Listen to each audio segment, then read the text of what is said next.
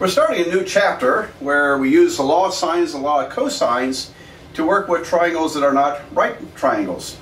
And but before we introduce all that, it's a good idea to work some more applications of problems. This time working with angles, calculating angles. After all, we've just been through the inverse trig functions where we can find angles.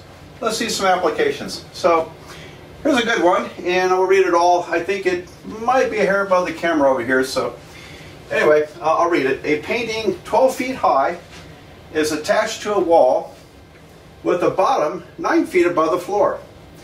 A person sits 14 feet from the wall on a bench, and his eyes are 4 feet above the floor. What is the angle of view from top to bottom of the painting?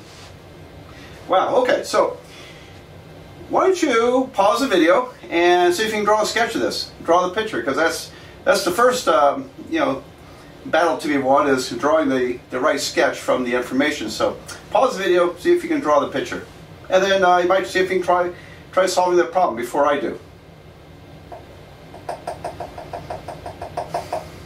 Okay, got it done?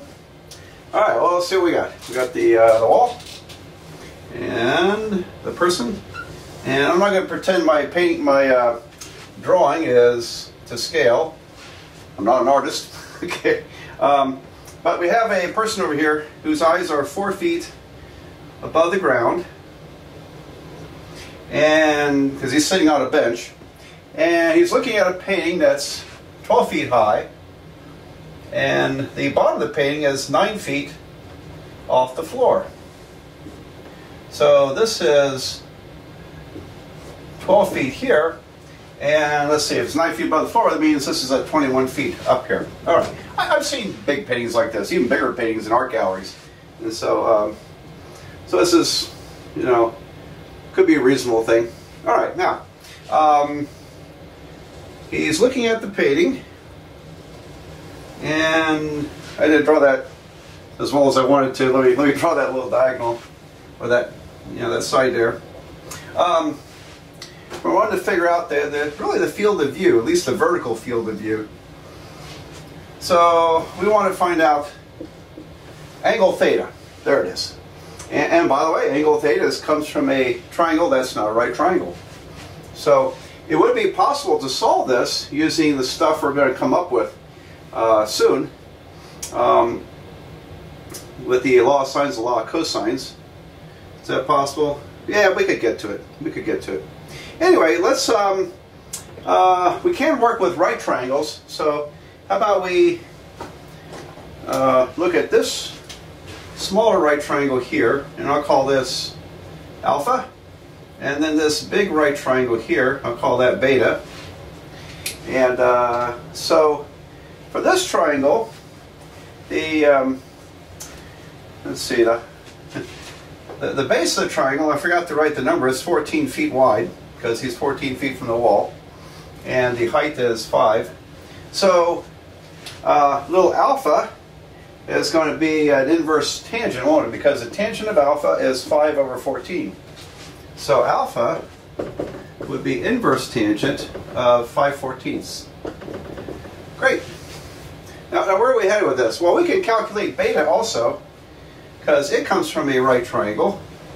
And then we subtract beta minus alpha, we'll have the answer to our problem. So as for beta, it's also a similar type of it's a similar inverse tangent, because the adjacent side to this right triangle is 14, and the height is what, 17?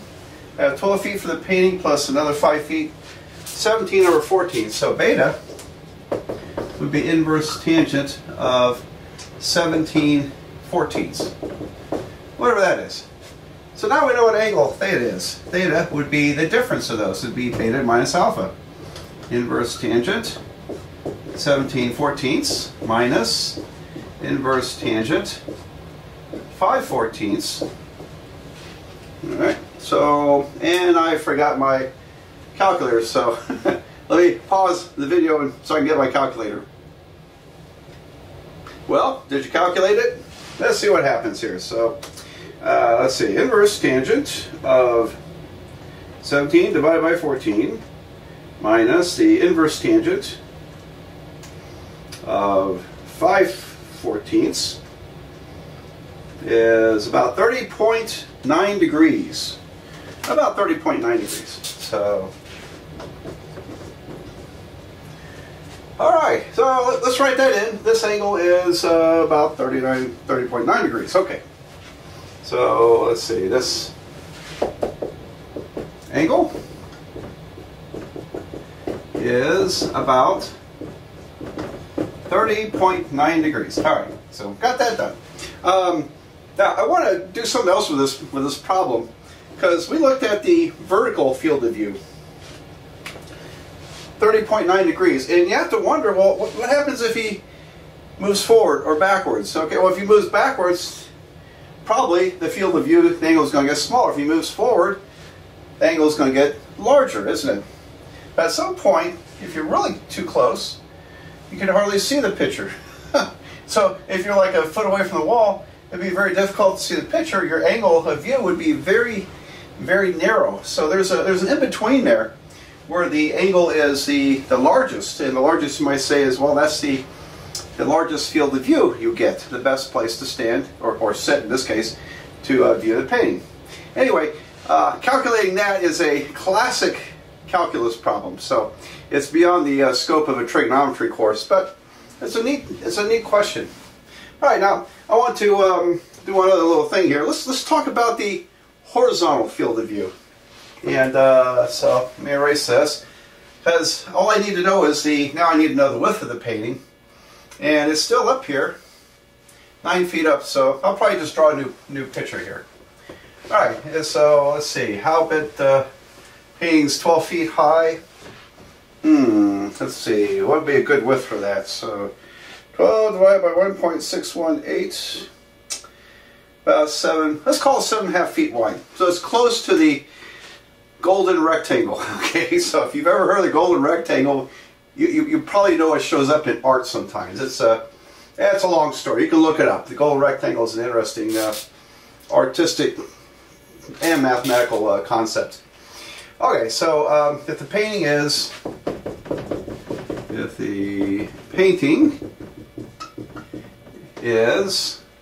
7.5 feet wide,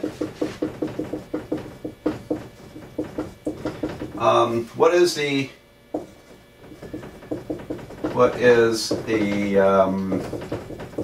horizontal angle if this guy sits across from the middle, across from the middle of the painting? Now we have to know where he's sitting, and so let's just make it kind of simple here. So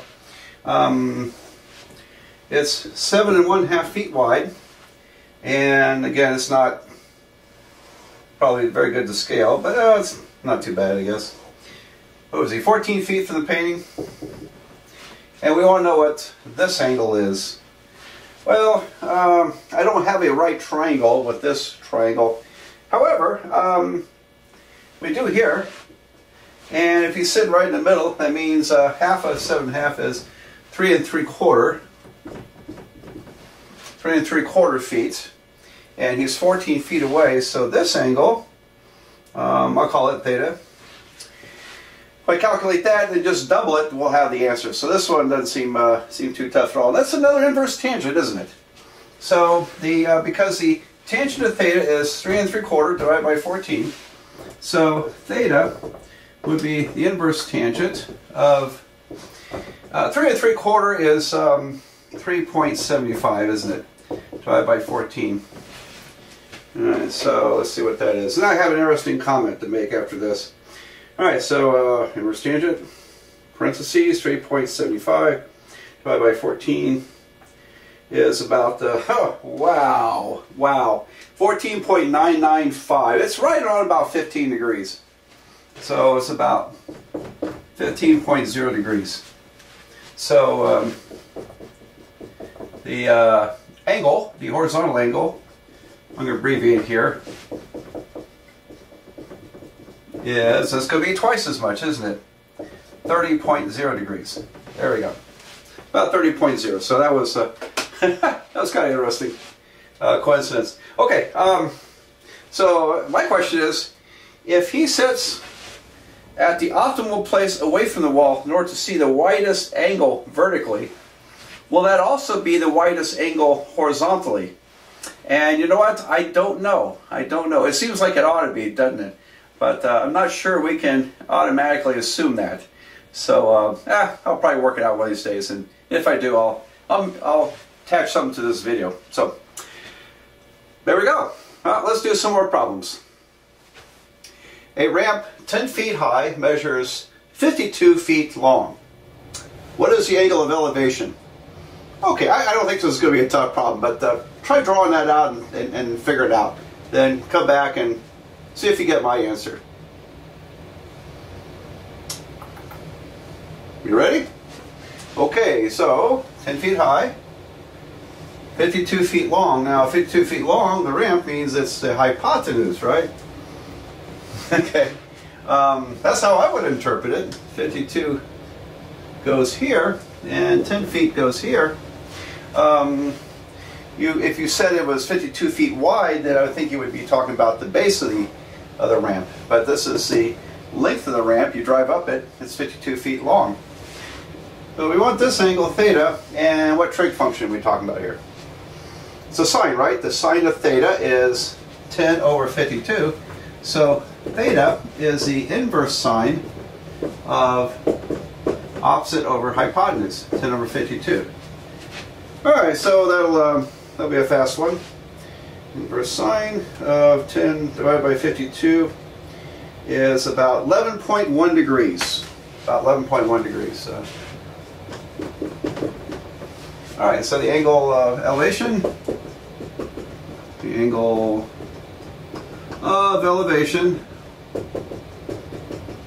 is 11.1 degrees. There we go. Alright, so let's do another problem. I cooked up this problem out of my head, and I really like it. I don't know what's going to happen because I've never done it. But let's see what happens. So from the base of a 120-foot tall building, the angle of elevation to the top of a taller building is 35.7 degrees. From the roof of the 120-foot building, the angle of elevation is 24.2 degrees. How tall is the taller building, and how far apart are the buildings? Okay, so pause the video, see if you can draw the picture, and then we'll tackle it. I think this is going to be a little bit tougher.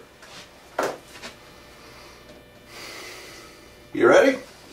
Okay, so let's see what we got. We have a tall building. Don't know how tall it is. And here's the ground. And here's the shorter building. And it's 120 feet high. The angle of elevation from the ground is 35.7 degrees. And the angle of elevation to the top, so I'll have to draw a line segment across here. This angle of elevation, if you go up the roof, that angle of elevation is 24.2 degrees. Alright, so here's 120. And we want to figure out how tall the tall building is from this information. And also, how far apart, how wide are they? Well, how tough can it be? Okay, I think if we had the height of the building, figuring how far apart they are is going to be kind of easy. Or vice versa, for that matter. But it's clear I need to figure out what this distance is, and I don't know what it is, so I'll call it x.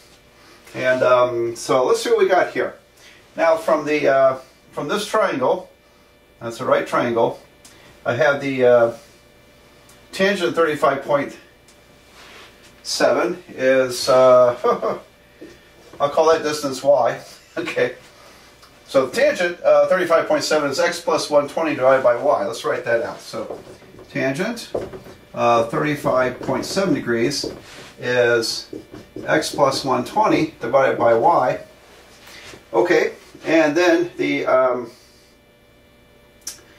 up here, Okay, this is still y feet apart, and so the tangent of 24.2 is going to be x over y. Tangent of 24.2 degrees is x over y. Alright, so the question is, do we want to solve for x or do we want to solve for y?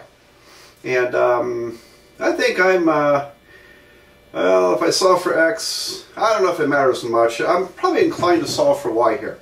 So if I solve for y, multiply by y, divide by tangent. So y equals to x over tangent 24.2 degrees. Okay? And now I'm going to substitute here. And I can see I'm going to have to do some erasing here. So, but anyway, I have tangent 35.7 degrees is equal to x plus 120 over x over tangent 24.2 degrees. Alright, so I hope you can read that. Tangent 24.2 degrees. That's what that is. Okay, well, in that case, let me erase some of this so I can finish working out the math here. Now, here the angles are known, so I just thought this was a good workout. And because, you know, this, we may be able to go back later once we know some more, the law of sines, the law of cosines. We might be able to figure out what the height is by some other way that's a little more efficient, using either law of sines or law of cosines. So, anyway, we might go back to that. So let me make some room here. We'll work this out. Well, here's what I did. I multiplied both sides by this fraction. So it comes over here, cancels off here. And then, no, that's not true. I inverted and multiplied. This is x plus 120. Try to write that a little more neater. If you invert and multiply, here I got x plus 120 times tangent 24.2 degrees over x. And then I multiply by x. I have x tangent 35.7 is x plus 120 tangent 24.2. Okay, so solve for x. How tough can it be? So x tangent 35.7 degrees. Multiply this out. I have x tangent 24.2 degrees plus 120 tangent 24.2 degrees. And then I'm going to subtract this term. X tangent 35.7 degrees minus x tangent 24.2 degrees equals to 120 tangent 24.2 degrees. And now what do you do? How do you solve for x here? Okay, I think we probably have done this type of math in this course. I'm going to have to factor x out, right? If I factor x out, I'm left with the difference of these tangents. Tangent 35.7 minus tangent 24.2 degrees is 120 tangent 24.2 degrees. So x will be this calculation divided by that calculation. Alright, so do you mind if I just do that on a calculator? Alright, so I'm going to calculate this, and then I'm going to divide by this, in parentheses of course. Alright, so I got 120 tangent 24.2, and then I'm going to divide by parentheses tangent 35.7 minus tangent 24.2. Alright, so if all goes well, I got 200.4 feet, about 200 feet. So x is, let's say it's 200.4. Alright, so now we can get the height of the building. The building is 200.4 plus 120. The tall building, I'm going to abbreviate building since I'm running out of board here. The tall building is 200.4 plus 120 is 320.4. 320.4 feet high. Okay. And now that we know that, I think calculating y should be easy. In fact, couldn't we get it from here? Y is x divided by tangent 24.2. Actually, that's kind of neat, because I could use the entire 320.4 and that angle, but if I go from here, then I've got y is x divided by, I'll write that out. I hope this shows up on your screen. Yeah, kind of running out of room here. Y is x over tangent 24.2 degrees. So I multiply by y, divide by this tangent, and x was 320. No, x was 200.4. Actually, I have all the decimals in my calculator. I have 200.368.275.299. All right. So I'm just going to keep all those decimal places. And if I divide by the tangent of 24.2, then I get 445.8 feet apart. 445.8. All right, so they are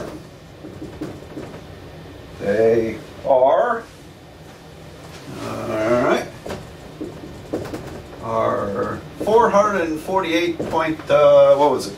445.8 feet apart. 45.8. Went a little dyslexic on you, sorry. Alright, 445.8 feet apart.